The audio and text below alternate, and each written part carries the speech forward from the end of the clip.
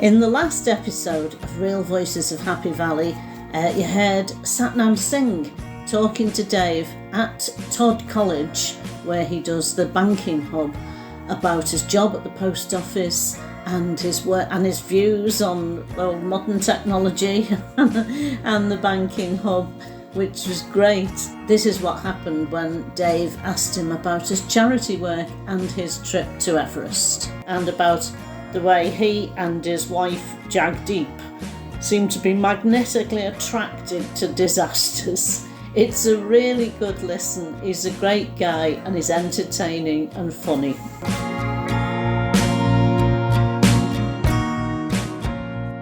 You still found time to do various charitable things, and you're involved with Calder Food Hub. Charity has been something that's kind of instilled into our culture. So being a Sikh, part of our culture has always been be charitable, always give, never see someone go without. And technically we're supposed to donate about 1/10 of our earnings to charitable causes on an annual basis. That's the truth, the devout Sikhs where... This is what I've heard about the Sikh, whether it's religion or culture. Cultural, religious, it's almost like principles that have been, we have a lot of various principles, like seva reverts to food, so whenever there's the opportunity to feed people, you feed them. It kind of ties in with a lot of the different charity things I do. I know you like walking on the hills and things like that. Walking to base camp, it sounds like, why don't you go to the top? Just tell us what it involves walking to base camp of Everest. Everest base camp is an interesting one because you've got to land in Kathmandu and acclimatise for a couple of days. Yeah. But then you've got this flight from Kathmandu to Lukla. So Lukla Airport is the most dangerous landing strip in the world.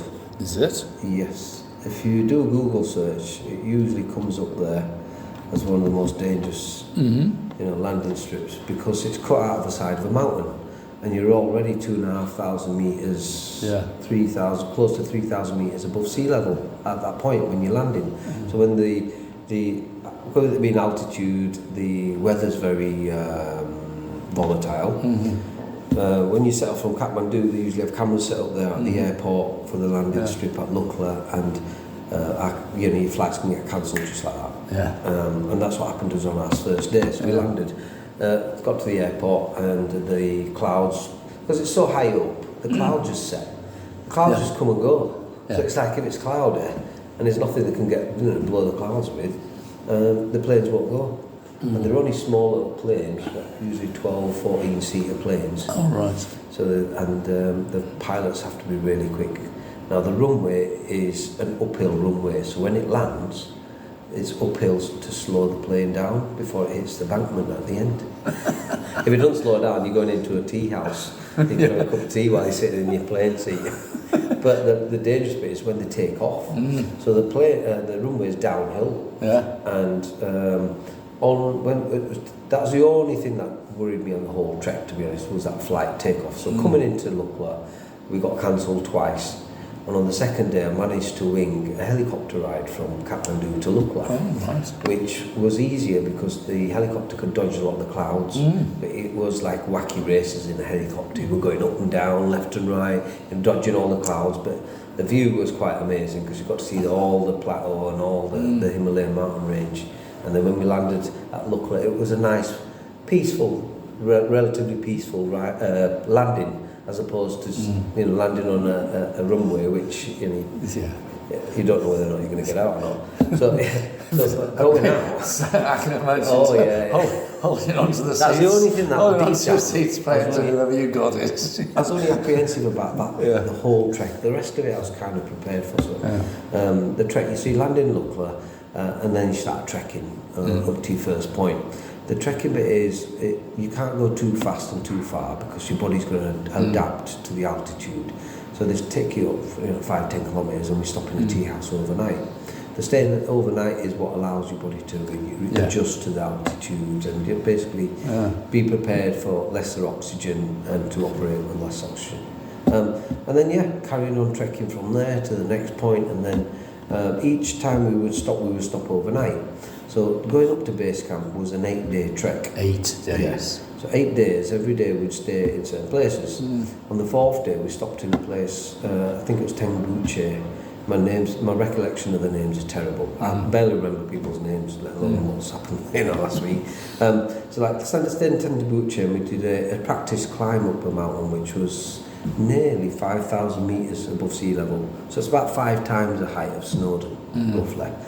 Just to check whether or not we could handle the altitude, and then we came back down and stayed overnight and carried on our trip. Yeah. So day 8 we landed at Everest Base Camp. Each point where you went was just amazing because the terrain was different, the landscape was just varied so much.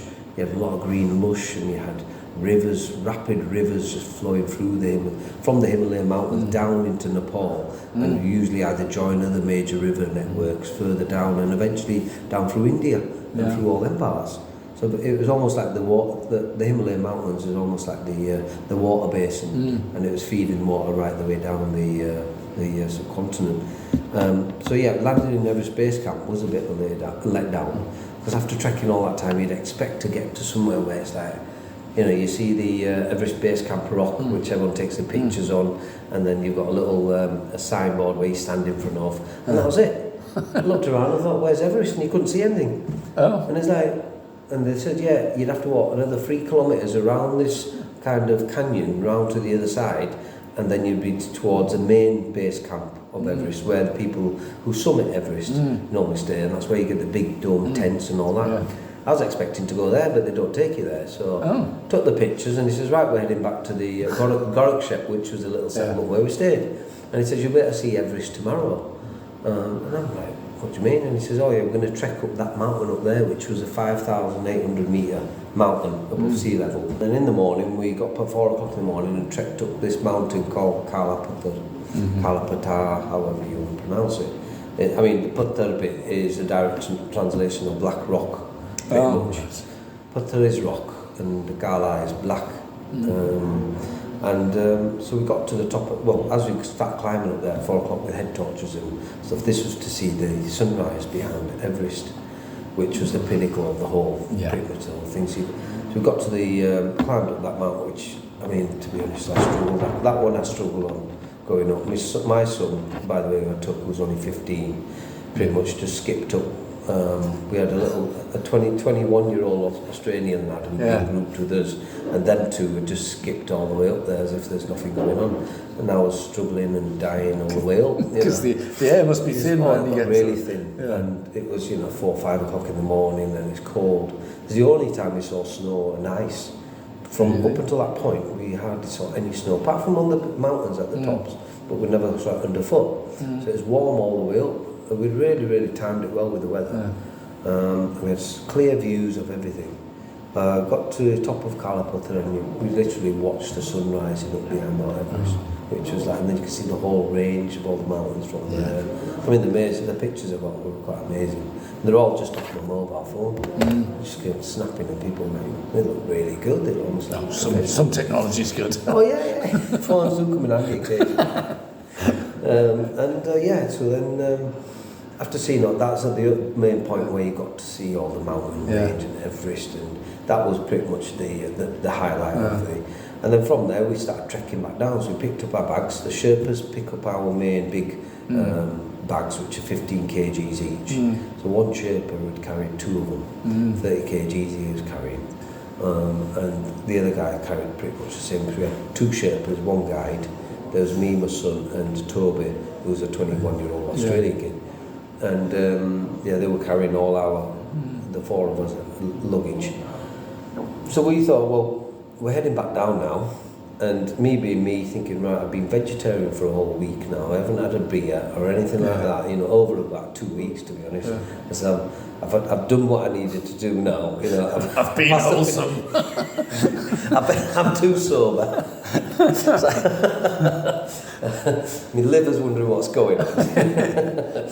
So there was a little settlement called Namche Bazaar, which I almost could twin it to Hebden Bridge. It had that much of a feel like Hebden Bridge. So you're walking around the streets and it felt so familiar.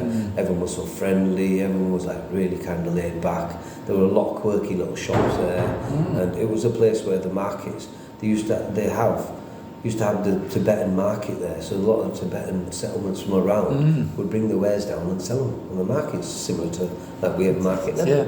But it was really quirky. And we got llamas shopping all the streets. Yeah, we got llamas there. So yeah, it was a really nice place, and that was the point where we were going to stay overnight, and that was the point where you could, going up was the last place you could have a hot shower and sit down and relax on the toilet, rather than worrying about if it's going to fall through or what. And then, so after that point, we were 2-3 days to get up. Yeah. So the 2-3 days we were just surviving on just kind of baby wipe showers type of thing, and just kind of minimum, basic facilities, because that point onwards, everything that's taken further north up the mountain is kind of by hand or by the bulls, or donkeys or horses, and so everything further on that point was a luxury. So I was rushing to get back there because I thought, if we get back there early enough, we can have a nice long hot shower, get out of these clothes that we've been wearing for so long, and then just kind of just relax a little bit and eat properly and kind of. There was a Yeti bar attached to our hotel, which had a nice pool table and a bar and everything. And I thought, we'll have a few games of pool and relax and kind of things like that. And we rushed back from the top of Karlapatha. We picked our bags up and we trekked down 30 kilometres. Straight in that one run. We left our Sherpas behind. It was me and my son Toby and the guy just pretty much. And I'm like, Namchi, we're going to get back to Namchi. So day one, we kind of trekked down 30 kilometres. We were only supposed to do 20. Yeah. Because my thought process was, we do 30 today, we do 10 the day after, and then we'll be in Namchi very early. Yeah. Get the big trek out of the way, day one, go to sleep, and then next day we'll get there for about 12, 1 o'clock, 2 o'clock. And the other comical thing is, every place where you stayed at, they only had a limited Wi-Fi signal. And there was a group of students who were doing the trek as well. There was about 35 students who happened to be staying in all the same tea houses we were. But every time they turned up, they'd hammer your Wi-Fi signal. You wouldn't get any signal on your phone. So we were always rushing to get there first for the first hour, so we can go through all our things on our phones, catch up on emails and things like that, and communicate with the outside world before the students turned up. We pretty much, exhaust the Wi-Fi signal. So we were even more happier because they didn't get back till 5 o'clock in the evening. We had 4 or 5 hours of uninterrupted Wi-Fi. The minute they turn up, the Wi-Fi signal goes really slow and you couldn't get anything on it. So we went out, had a few drinks and then played pool in the bar till late in the evening and things. I had a bit of a relaxing, enjoyable time. A drink always tastes better when you know you've earned it as well. Yeah, when you've earned it, a couple of Guinnesses who went down well. Because they had an Irish bar there as well. Oh, right. Yeah, well, I mean, it was only canned Guinness, but close enough. Everywhere you go. Yeah. Everywhere you go. There's an Irish bar. It's quite, it was nice though, really nice place. And then we trekked back down to Lukla, stayed the night. So coming back down was only 3 days. Going up was 8 days, because as you went up to certain locations, you had to stay there to let your body adapt. But coming down, it didn't really make any impact. So the next morning, we got up in the morning to catch the plane, and the plane is quite comical when they land. So they leave one propeller running on one wing, and the other side where you're going to come out the door, they turn that one off, so you get everybody in and out within 15 minutes, 20 minutes, in and out of the plane. The bags coming off from the bonnet of the plane, they just chuck him on the runway, chucking the other ones in. It's almost like catching a bus. The weather's okay now, let's just get going. We have a short window, you've got to get out. And it's once they're out and they're on the main, across the thing, they're okay. And this time there'd been a bit of a traffic jam. Now these planes were hovering up there, you could see 3 of them hovering, waiting to land. While the one we got in, that was the second one that morning, we got onto it and we were landing. You could see the 3 planes hovering because this good weather window was only short, and they'd had delays for 2 days prior to that, so delayed flights also. So we had to quickly get on the plane, and I'm sitting there secretly praying under my breath to any and every entity out there. It's like, because I've got my son with me, and it's like, you know, the additional responsibility. If I was on my own, I would have been a bit more carefree, thinking what's going to happen is going to happen. But when you've got that responsibility, that's right. And with the wife, she's quite, you know, we have this, what can I say? We have this magnetism to disasters. So the last time my wife was in Nepal in 2015, that's when the major earthquakes hit. Oh, nice. She was walking around the lake in Pokhara when the massive earthquake hit, which almost flattened half of Kathmandu and a lot of parts. So she was stranded out there for 3-4 days, 10 days of holiday. 3 days into the holiday, that's when it happened. So stuck there for 7 days with her sister. Luckily, her sister's a nurse out in Saudi Arabia, so she started helping out. And my wife, instead of sitting around moping around, she'd hired a guy with a flatbed and bought a load of tarpaulin and stuff and started going around and donating it to people whose houses had been flattened, you know, temporary housing and stuff. So, I mean, we're quite proactive like that. Instead of sitting there and just kind of licking your wounds, it's like, dust yourself off, right, what can I do to make the situation better? And at that point, when she stayed out there, I think up in Pokhara for about 6 days, and then the friend of the family who lives in Nepal, a friend of my brother-in-law's, he'd gone back up there to pick him up, brought him back down to Kathmandu. He says, no point in coming to Kathmandu at the moment, it's terrible down here, there's buildings flattened, people dead all over the place. We're having to literally clean up, you know, ourselves. She picked him up on the last day or so. The day before they were flying, I took him back to Kathmandu. And it's at that point they were in the Sikh temple in Kathmandu, just sitting there, the two of them. And they had a few voices and a discussion going on, and there was a few guys there. And it happened to be Ravi Singh, you know, from Khalsa Aid. Them guys who came over from Maidanoid and Hebden. Him and them guys had just landed in Kathmandu. So she kind of, you know, they got talking to him, and they were apparently looking for a base around there to keep for all their aids to be, you know, like a base for storage type thing, for everything to be shipped to. And the wife managed to introduce him to Rajendra, who's a family friend who lives in Nepal, and said, look, you know, he's got like a football stadium, which he's got a football ground, you know, like a five-a-side football thing, and use that as your base to keep all your, you know, supplies while you do the aid and the disaster aid type thing, and the relief and stuff. So, that's fantastic all round. Yeah.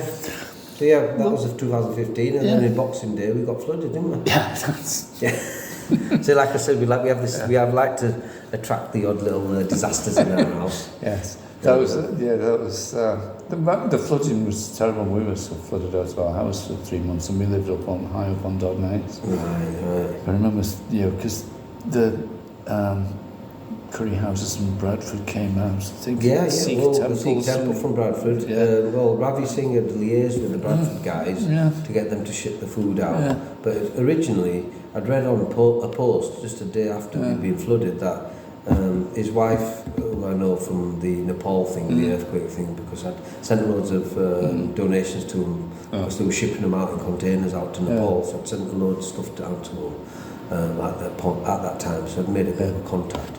And read something that they're coming up to Maidanoid, that there's been flooding in Maidanoid.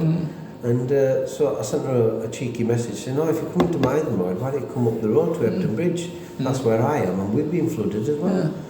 Lo and behold, later on that evening, they turned up. And so I met them and got talking to them, you know, catching up, things like that, you know, like, because we'd only talked over the phone before.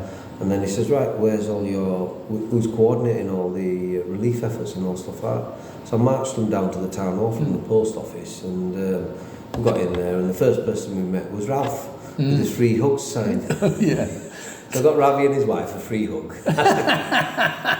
As it's customary in Hebden Bridge, you've got to hug Ralph first.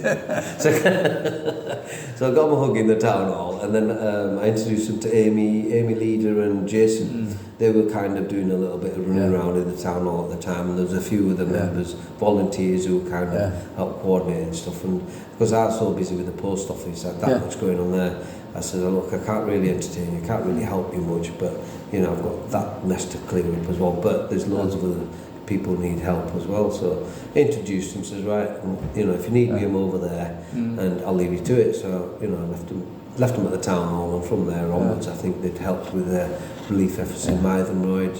I think the Todmorden as well, did they help out in Absolutely. Well, I mean, the thing is, I've said this before, I mean, I heard a few people saying words to the effect of being flooded is really, really horrible, but the food's great. Yeah. Food will lovely, yeah. Okay, thanks a lot, Satnam. That was that was both informative and entertaining. Yeah. Yeah, I mean, I think we've covered that. Yeah, I think so. It's a big